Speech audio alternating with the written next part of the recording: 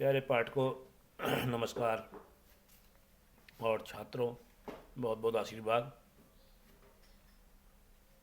मैं आपको छंद के बारे में बता रहा हूँ। पहले मैंने बताया था आपको छंद में यति गति चरण विराम गण ये बताए के बाद छंदों के 3 प्रकार मुख्य है, मात्रिक छंद, वर्णिक छंद और मुक्तक छंद। तो मात्रिक छंद में ये मात्रिक छंद भी 3 प्रकार के होते हैं। इनमें मात्राओं की गणना की जाती है। तो पहला होता है विषम मात्रिक छंद। विषम मात्रिक छंद में क्या है कि सभी चरणों में मात्राएं समान नहीं होती, असमान होती हैं।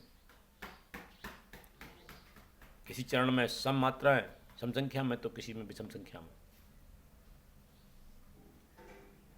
सम मात्रिक में सभी चरणों में मात्राएं समान होती हैं।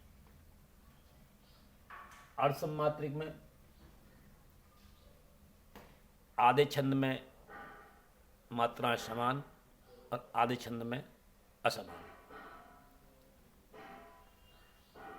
अब यहाँ पर देखिए, जैसे कि उदाहरण के लिए मैंने दिखाया ये चौपाई। चौपाई क्या है? ये सममात्रिक छंद है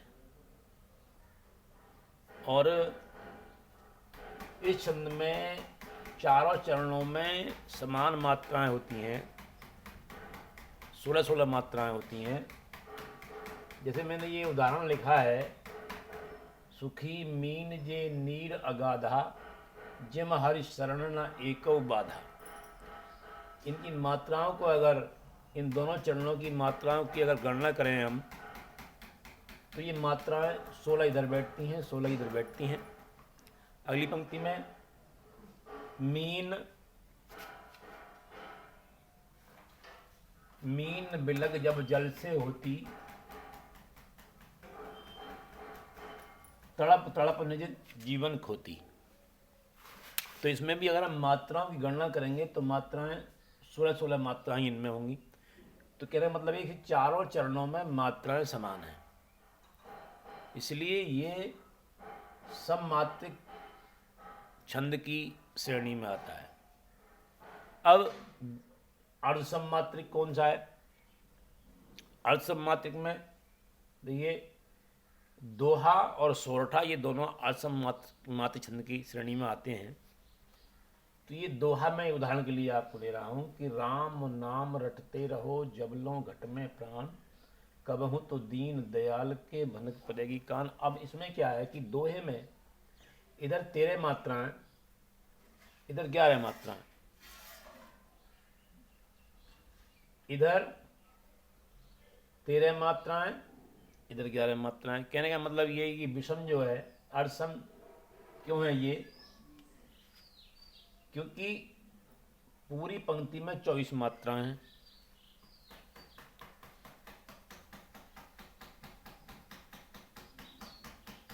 और एक चरण में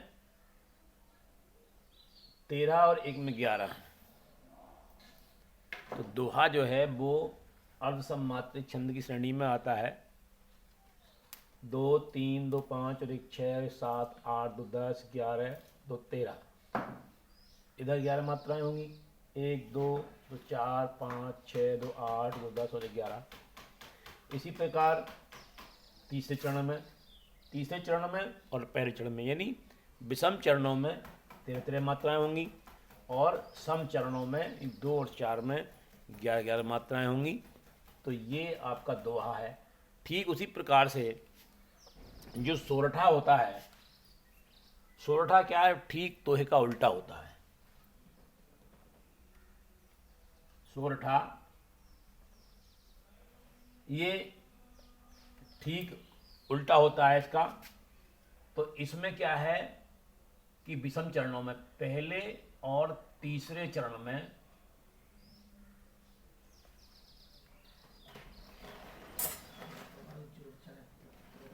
13 मात्रा है।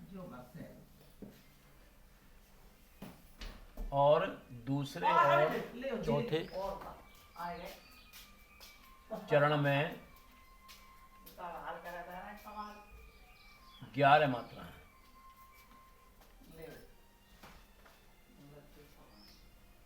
होती हैं। और सोरठा में क्या होता है कि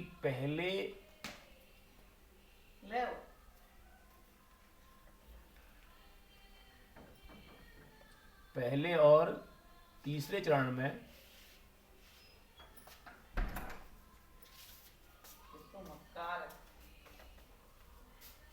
11-11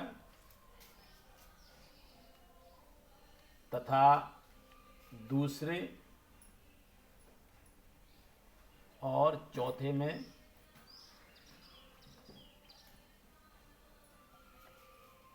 13 मात्रा होती है। कहने का मतलब यह है कि सोरठा ठीक दोहे का उल्टा होता है।